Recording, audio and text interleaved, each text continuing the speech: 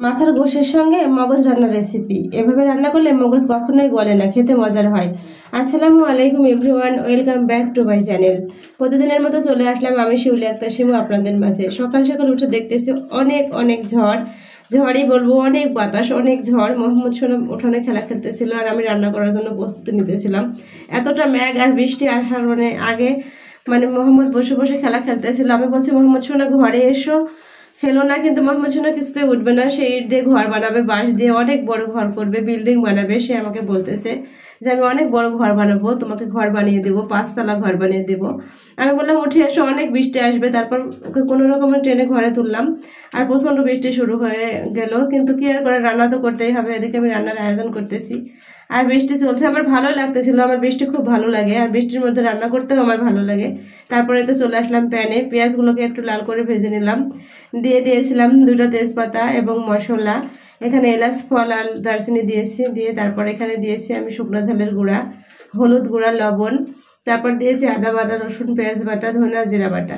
দিয়ে ভালো মতো মশলাগুলোকে আমি কষিয়ে নিয়েছিলাম।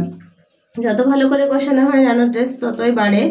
তারপরে তো মাথার গোশগুলোকে আমি পরিষ্কার করে ধুয়ে রেখেছিলাম, সেগুলোকে দিয়ে এবার ভালো মতো কষিয়ে নিব। মাথার মগজ রান্না করার নিয়ে অনেকেই অনেক রকম মত পোষণ করেন, অনেকে অনেক রকমভাবেই রান্না করে খান। আমিও বিভিন্নভাবে রান্না করে খাই, কিন্তু কেন জানি আমার মগজ ভাজি করে খাওয়ার থেকে এভাবে গোশের সঙ্গে রান্না করলেই ভালো লাগে। আমি মগজগুলোকে আগে ধুয়ে পরিষ্কার করে আলাদা করে রেখেছিলাম, কেননা মগজগুলো কিন্তু একদমই নরম হয়। তারপর সেই মগজগুলোকে আলাদা করে রেখে আমি যে মশলাগুলো দিয়ে গোশগুলোকে রান্না করবো সেটা কষিয়ে নিয়েছিলাম। সেই কষানো মশলাগুলোকে তুলে নিয়ে আমি মগজের ভিতর দিয়ে 20 মিনিট ম্যারিনেট করে রেখে দিয়ে দিয়েছি। তারপর এখানে আমি মাথার গোশগুলোকে কষিয়ে নিলাম। তারপর দিয়ে দিলাম আলু। মাথার গোশগুলো অনেক হাড় হয়, আমার বাচ্চারা একদমই খেতে চায় না, কেন যেন ওরা মাথার গোশ খেতে চায় না। তাই ওদের জন্য কিছুটা আলু দিয়ে নিলাম। আলু দিলে আলুগুলো আর ঝোল এটাই ওরা খাবে, এটাই ওরা খেয়েছিল। গোশটা কেন যেন পছন্দ করে না, এটা খাসির মাথার গোশ ছিল। তারপরে এতে ভালো মতো কষিয়ে নিয়েছিলাম। আমি কিন্তু মগজগুলোকে ধুয়ে পরিষ্কার করে নিয়ে তারপর কষানো যে মশলাগুলি হয় সেই মশলাগুলো দিয়ে ম্যারিনেট করে রেখে দিয়েছি প্রায় 20 থেকে 30 মিনিট। তারপরে তো কষানো হয়ে গেল, তখন আমি ঝোল দিয়ে দিলাম পরিমাণ মতো, সুন্দরভাবে ঝোল দিয়ে দিলাম ভালো মতো রান্না করে নেওয়ার জন্য। মাথার গোশত আমার পরিবারের সকলে বড়রা পছন্দ করে, কিন্তু কেন জানি আমার বাচ্চারা পছন্দ করে না।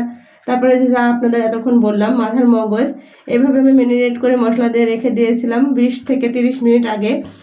পুরো রান্নার আগে এই মশলাগুলোকে কষিয়ে তুলে নিয়ে তারপর মাখিয়ে রেখে দিয়েছিলাম। তারপর যখন আমার রান্না 80% হয়ে এসছে তখন মগজগুলোকে আমি দিয়ে দিলাম। এভাবে রান্না করলে মগজগুলো খেতে খুব মজার হয়, ঝোলের সঙ্গে মিশে যায়, তুলতুলে নরম হয়, খেতেও অনেক মজা লাগে, ভাজির থেকে অনেক ভালো লাগে। আজকের ভিডিও এ পর্যন্ত, সবাই ভালো থাকবে।